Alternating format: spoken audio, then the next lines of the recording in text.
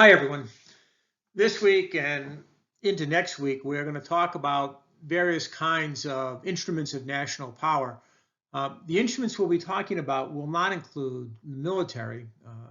That may be surprising. The real truth is that the last three blocks of our class, 3, 4, and 5, will deal with military power. And what we are going to worry about here are other kinds of power that might be available to our country. Before I get very far along that, I want to talk a little bit about how we deter people and what the elements of national power are. Most of the time, we in the military tend to look at the extreme left-hand column, and that makes sense. But I want you to be aware of all of these other kinds of power that we have, information, diplomatic, and so on and so forth. All of these are part of our elements of national power and are things we can use to try and ensure that we are able to deter our enemies from doing things we don't want them to. And among these, the ones that we talk about most, and the ones that we'll focus on in this session, are economic tools. And I want to emphasize that virtually all nations use economic tools in one shape, form, or another to try and shape the world around them. And they do this in preference to military power for the rather obvious reason that using military force has such incredibly horrible consequences. There is a widespread belief that trying to use economic tools is a heck of a lot more efficient and effective. So we worry about this because we worry about the development of the world around us. Colin Powell, who's a hero of mine, basically summarized what I think is the case, which says that when he says that development is not a soft policy goal, but a core national security issue. And one might ask why he says that. And I think it's very simply because there is a widespread belief, largely substantiated by facts on the ground, that well-developed countries tend not to be what we might call troublemakers in the international environment. We need to worry about what we mean by development and who we give it to and what criteria we use to decide when aid is given. But the idea that making sure that development is effective, as I think Powell says, is in fact a national security issue for us. So one of the economic tools that we worry about, and we worry about it in terms of how other nations might behave, the overall idea of sanctions. And the Dresner piece talks about this in terms of all of the flawed arguments that are there.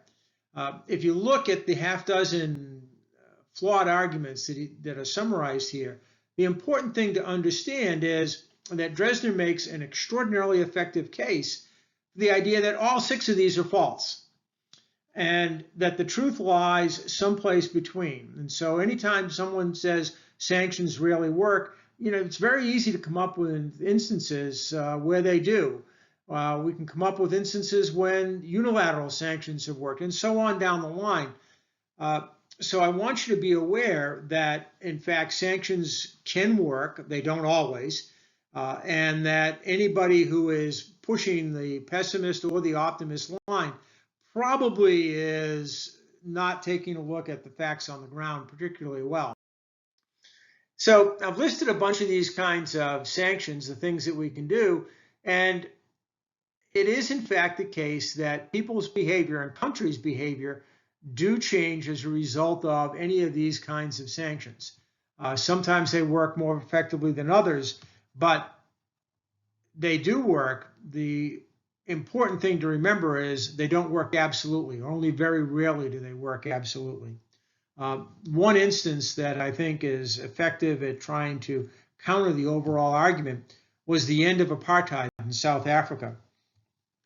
This is probably before many of your times, but in fact, international embargoes on imports and exports to South Africa were the leading factor in causing the South African government to declare an end to apartheid. So we then move on to different kinds of aid, and there are arguments on the left and the right. And I think that it's important to understand the arguments on both sides of this equation and to understand that both, in fact, have a lot of basis in truth. And one of the things that I think we worry about is the idea of aid as a moral issue.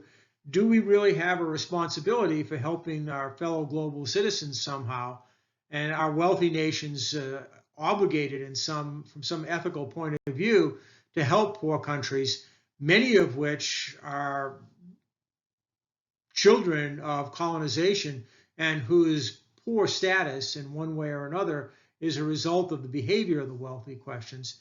The right then takes a look at that and says, yeah, but these countries behave badly, and the reason that aid doesn't work is because the management of aid is poor and the countries don't work very well under any circumstances.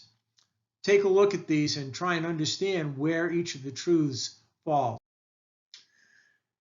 The idea, though, and this is really, I think, associated with the UN's idea of a responsibility to protect, is that we need to try and find a way to make sure the countries are not left behind in a globalized environment, because countries that are left behind are dangerous to us.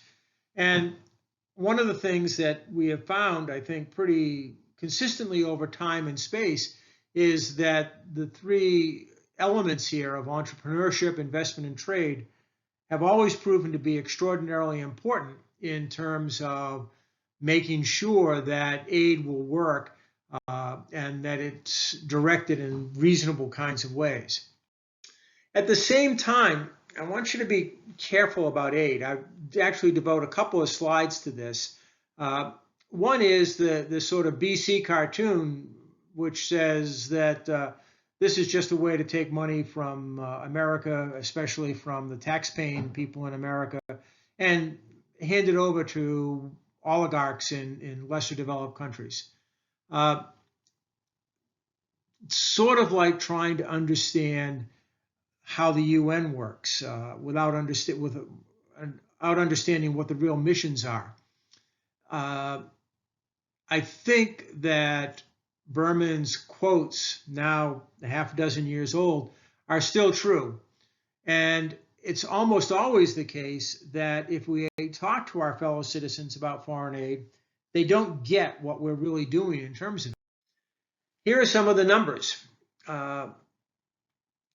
Just very, very recently, a year ago, people did a poll asking people, how much does the federal government spend on foreign aid?